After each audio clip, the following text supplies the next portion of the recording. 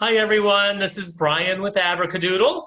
And I'm Kevin. As usual, we are bringing our artist challenge. We are in week 9. I honestly didn't think we'd get to week 9 in quarantine, but here we are.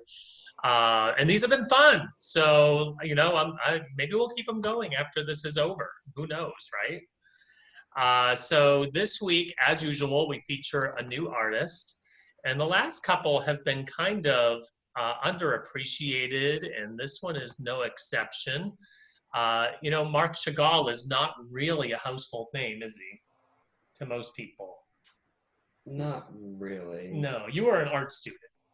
Yeah. So, for you, he was second nature. He has a really interesting story.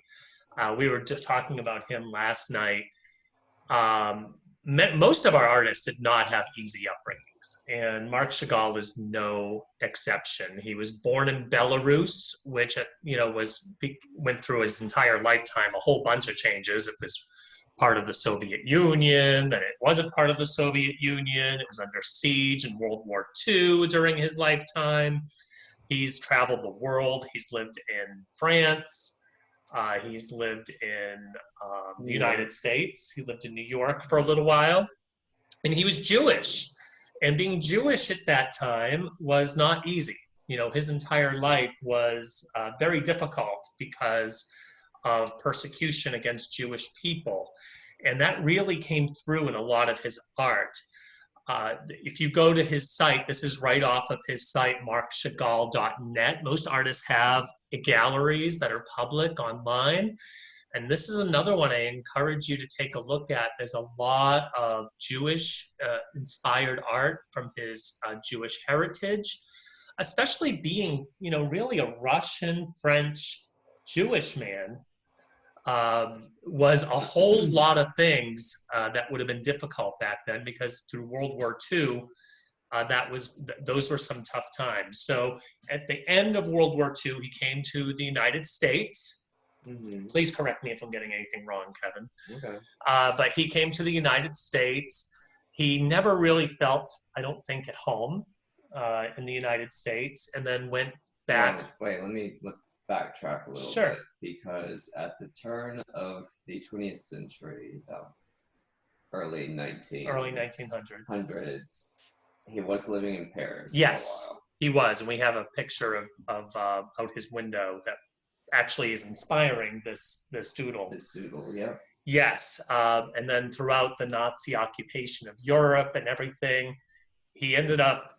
Long story short, he ended up in the United States for a short period of time, did some beautiful art there. And then went back to Paris. Where he felt more comfortable, more at home, closer to culture that he was more familiar with. And he did a whole series of stained glass windows too, which I did not capture any. A lot of them obviously are very biblical. Set designs. He did set designs. He did do set designs. What I think is really interesting about him, here's a picture of him over Vitebsk. I should have looked this up beforehand. By Marc Chagall. I just really love this. This was over, obviously, a place that he had visited. We have a man holding a woman and floating over the city. I just think it's really interesting. This is kind of, what would you call this style? This is an example of pre-surrealism. Mm-hmm. Yes, it's kind of dreamlike. And then here we have autumn in the village, 1939. You can see this took him a bit. And there we have like a person up in a tree with a goat. And then there's all kinds of things going on, with people and houses, and another thing that you would call pre-surrealism. Yes. Yeah. I also see some figurative nature in here too, but am I wrong about that? No. It's very figurative. Yeah, I would say this is very figurative as well. And then the circus. I just love the circus horse because of all the colors, and it is kind of a wild dream, isn't it? That we're looking at. And then this is what has inspired our doodle today. We look outside of Chagall's window in Paris, and you see this really also very surreal scene. We have a two-faced man, and then it looks like, is that the same face on the cat? Yeah, it looks like It looks like it might be the same face. Looks like it's the reverse of the left side of the face on the cat. On the cat, yeah. And you have like some guy parachuting down by the Eiffel Tower, maybe. Yes. And then this very simplified Eiffel Tower, and then this multicolored window pane. Window pane, yes. So we're going to play with Marc Chagall today, and we're going to use a little bit of his creative influence in today's doodle, and we're going to create. I mean, we don't have to do exactly what's outside our window. Are you going to do what's outside our window? I'm going to try to do as much as outside. It's pretty outside our window. It is pretty outside. We have a beautiful stream. Yeah. A brook, really, and some trees, a lot of greenery. But before we do that, I wanted to say hello to our guest. And his name is John Pika-Sneeden. Hi, John. Hi, guys. How are you today? We are great. We are great. We asked John Pika-Sneeden. This is the third time we've had guests on from the community, and John wears a lot of hats, don't you, John? I do. Yes. You're a father. Mm-hmm. You're a husband. Mm-hmm. I'm going probably in the order of importance here. Business owner, you're executive director of the Connecticut Gay Lesbian Chamber of Commerce, which is how we got to know each other, but we also sang together in the choir. Yes. So, yeah, he whispered to me, chorus, don't say choir. That's all right. Yes. So tell us a little bit about how art influenced you. You pretty much worked in art throughout your life. Tell us a little bit how it influenced you and how it got you to where you are. Well, if I go back to, I won't say the year, but if I go back to when I was in grammar school, I went to a Catholic grammar school, and the art teacher would come in every other week. And she was this wonderful, wonderful lady. And I just started to gravitate to her. And she started me drawing and painting. And I fell in love with designing things. And I started to do extremely well with all of the art that she had given me. And in the process of probably about third grade all the way through till 8th grade, I did art. And every chance I get, holidays would come, my birthday, and people would give me art supplies. Yeah. So I started drawing all kinds of things, landscapes, paintings of landscapes and portraits. And if I could ever find them, I started doing portraits of myself since I was about 14, up until probably about maybe 10 years ago. 8 years and you told me you couldn't find them.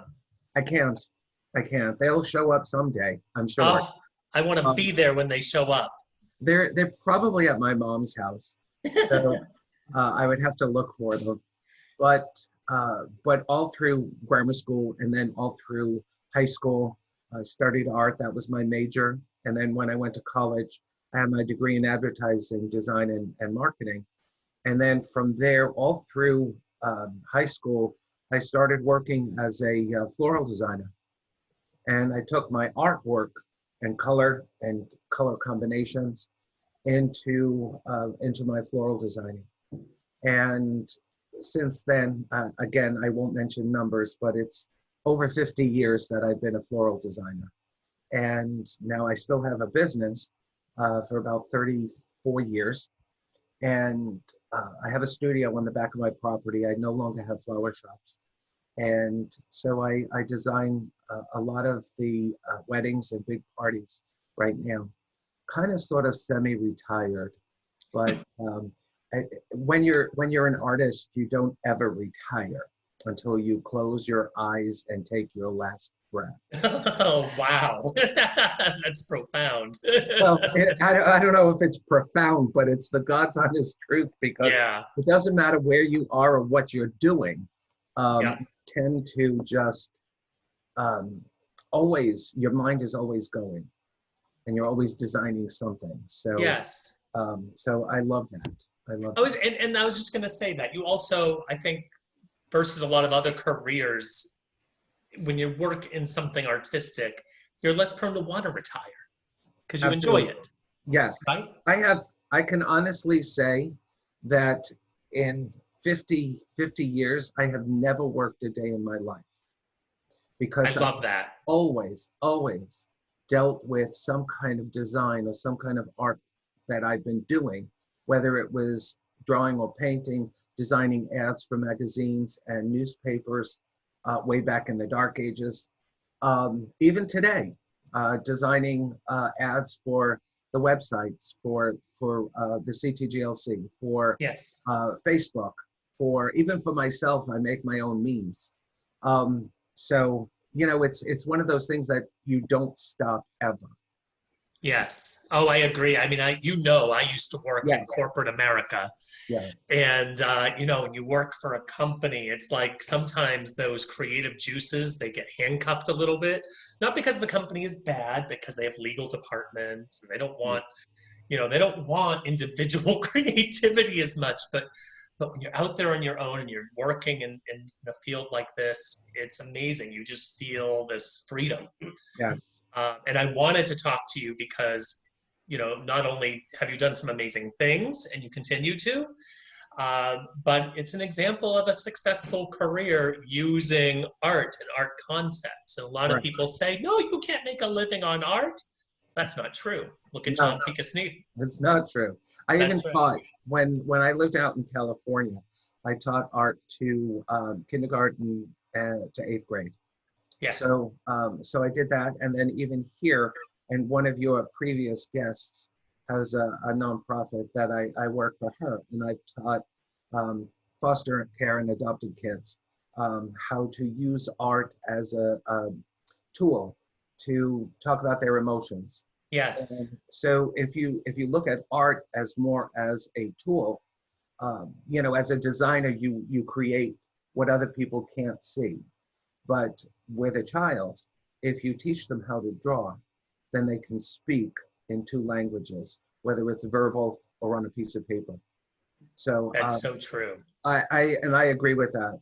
I have grandchildren that absolutely love to draw when they come to my house, and my granddaughter's always drawing stuff. She made me a beautiful little heart. My husband and I, a beautiful little heart 2 weeks ago. And it said, share the heart. And she said, no, you have to put this on your window to thank all of the workers. She's 7. Oh, that's amazing. That's amazing. And we were talking yesterday how, she's 8 years old. She's 8 years old. We were talking yesterday how there's no wrong in self-expression. No. So this movement, getting to what we're doing today, we started when quarantine started, this splat doodle movement. Abracadoodles throughout the country are encouraging kids at home to use whatever they have at home to create works of art that are based on or inspired by accomplished artists. And this week doing the Chagall doodle, we're really excited. I think it's a really fun doodle because we get to do whatever we want. Sure. And then we're encouraging people to go online, make their post public, and hashtag it Splatdoodle, and let the world see that through all this chaos, there's some beauty. Yeah. So Kevin, talk about what you're going to do, and I'm going to try to show off what he's doing. If your husband is around and he wants to highlight your artwork, great. If not, that's okay. We'll just talk. Okay. There's no pressure at Abracadoodle. Okay. So Kevin, talk about what you're planning on doing. I don't know yet. You don't know yet. Well, I'm gonna say the last painting that you showed, or the last image that you showed of Chagall, it was the with the Eiffel Tower. Yes. The one before that. Do you remember which one that was? Oh, let me see. The It circus was the one? one directly before that. The circus, yes, the circus horse. Okay, then the one before that. Well, it was one with scenery and like you're looking out the window. And yesterday, after we spoke, I was thinking about what I was going to do. And yes, I can sit here with pencils and with crayons or pastels or whatever and draw it. But what I challenged myself to, because that's what artists do, to get all kinds of, and if I can get this thing to work, I cut out paper and let's see. This is, by the way, Kevin's paper that we're looking at now, but feel free to keep working.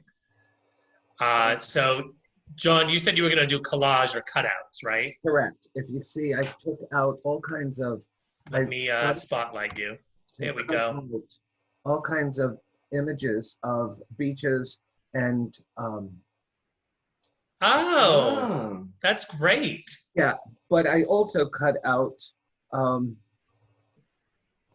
faces to put in there. Oh, very nice. So this way, that's going to be awesome. When you start to put together, if you're looking out the window, yeah, you know, like you were talking about before, if you're looking out the window, so you put in my case, I would put which I'm doing now, you put the landscapes, you know, around in the back of the paper, and now I sound like a teacher. And you would then, you know, put I'm using a glue stick and other kinds of images to put out there, because I haven't used a glue stick since I was a kid, and it's quite gross, but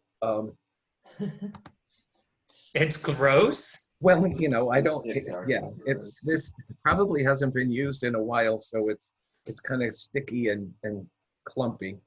Right. But what I'm doing is trying to create this view of, and I'll hold it. I don't know why this isn't working. Oh, you haven't turned on your video. Okay. That's why. What we're looking at here is Kevin's actually looks like he's making a window. Yeah, I'm just drawing like a little simplified version of our window over there. Do you see? Can you see? Yep, I can. Let's see. Let's show what you're looking at. Yeah. Oh, now I'm seeing your thumb, I think. Right. There we go. Yes. And then, you know, if I put all of these faces down on the bottom to give you that they're looking out, or at least enjoying somewhat, you know. Oh, let me do it this way. I'm sorry. That's okay. I think we get it. Yeah. So yeah, you're really going after the surrealism there. Yes. Oh, I love it. Oh, Kevin doesn't like what he's doing. I'm not gonna lie, this is causing me anxiety. Oh, Kevin, the splat doodle's supposed to be fun. Remember when you lectured me last week? I know, but Chagall is hard. You lectured me last week about being too anxious about it, and then this one is getting you anxious. So it is. It really, when you stop and take the time to yeah, I mean, not to get, Kevin, don't get so anxiety written, because I'll tell you, I've been thinking about it since yesterday. We were talking when Brian and I were talking. So I had some time to put something in my head together. And then this morning when I got up, I just went and cut through my magazines. Yeah. Okay. Well, later I'm planning on just going through and making a stream with a bunch of greenery around it. Yeah. I think you're overthinking it. I Yeah. So I think I would agree with that. yeah. can't help it. There's Yeah. a lot going on in his stuff. There is, but just because Marc Chagall put a lot of crazy stuff in his painting doesn't mean you have to. You're Correct. doing something that's inspired by Chagall. That's true. So we don't want to create, the last thing we want to do with Splat Doodle is create anxiety for people. And there's only one Chagall. Exactly. And thank goodness for that, as Nan said in our week when we were talking about Picasso. Yeah. Although I think she may have been referring to something else at the time. I think that at some point when you start to look at various artists, which I'm sure that you do, it just gives you that whole different point of view on how art is created and why. There's always a reason for it. Right. And when you're looking at different artists, whether it's Chagall or Picasso or Michelangelo, you're looking at their inner soul. And most people don't understand that art is that way. And we talked about it yesterday about critiquing people's artwork. And you really, I don't think that critiquing somebody's artwork is very important because art is subjective. Nor is it helpful, right? Correct. Yeah, I mean, when we're criticizing, when I say criticize, I mean like talking badly about it. We're kind of going after somebody's creative process. Correct. And we don't do that, and nowhere in Abracadoodle. No, not as artists anyway. Right. People that are artists, they put their heart and soul into what they're doing. And that's including musicians because they're artists too. Even though we're working with a medium, they also work with their own creative juices as far as their talent. And that's creating music, writing songs, shows, Broadway shows, musicals like that. I mean, it's all, that's why I don't like when they say, the critics say. Yes. Well, criticism used to mean that we were taking an analysis of somebody's creative expression. Yes. And we were analyzing it and taking a look at it. It didn't always mean finding the bad. No, and I think the society that we're living in loves to find bad. That's true. That's true, unfortunately. And instead of finding the good in the work or whatever's happening, what they're doing is they're finding this need to criticize about somebody. Yes, anyway, I agree. I'm gonna hold this up again, or at least show you. Oh, sure. Oh, let's see. Let me get that over. Okay. Let's see. Okay. Oh, look, we've got a whole lot going on there. We've got, it looks like the man in the middle is looking up at the entire scene you've created there. Everybody's sort of, except for a couple of them, are looking at the scene. So I think that's a great example of collage being used effectively. Yes, that's really good. Thanks. Yes, absolutely. Well, thank you for that. That's beautiful work. Kevin, tell us what you're working on. What are you doing? Okay, I'm going to try to get you, let's see if we can get a look at what you're doing. Well, since we have the view of the trees and the brook, I'm just doing some tree branches and I'm putting in the brook and I'm mixing a lot of different colors that normally aren't true for nature, because that's what Chagall did a lot of the times. He is another artist that did a lot of bright colors that you normally wouldn't see. Because it's dreamlike. It's surrealism. Yeah. or yeah, it's a form of surrealism. And I love stuff like that because it gives us a chance to express ourselves in a way that, we don't have to put pressure on actualism or realism or colors. I prefer that because I'm colorblind. So I love to take that pressure off myself, that we no longer have to worry about that. So it's okay. This is what everybody's seeing. So John, I wanted to thank you very much for taking the time out to come on and do the splat doodle with us. Thank you. I appreciate it. I'm going to put you on the spot. We talked about you teaching for us at some time. I would love that. So abracadoodlers who are watching this right now, you might be looking at one of your teachers. So. Anytime, just let me know. I'll be available for you. Absolutely, absolutely. And at this time, Kevin's going to keep working, but I think everybody gets the idea of what we're doing. So I want to say, I'm putting in a two-headed dude. Oh, good. Like Chagall did. Oh, fun! I love it. And nice.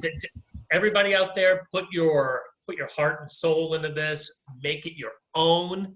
Put your personality in there. And as have fun with it. Stay creative. Channel some Chagall, and we'll see you next week. Next week we're doing it 1 week later because we have a special guest who has a very tight schedule. John, I think you know her. Her name is Christy Carpino. Yep. So we're going to have State Representative Christy Carpino on, because we don't like to just have artists on. We like to have people who might be a little bit more like somebody who would be just trying to struggle using the mediums at home too, and show them that, hey, there's no pressure. You can create something beautiful. Mm-hmm. So we look forward to doing that next week, and everybody stay safe. One more time with John. Let's see. Let's show John's work. Excellent. Excellent.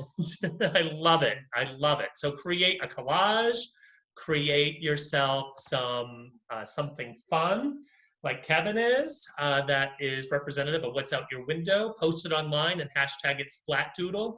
And we will see you all next week. Thanks so much.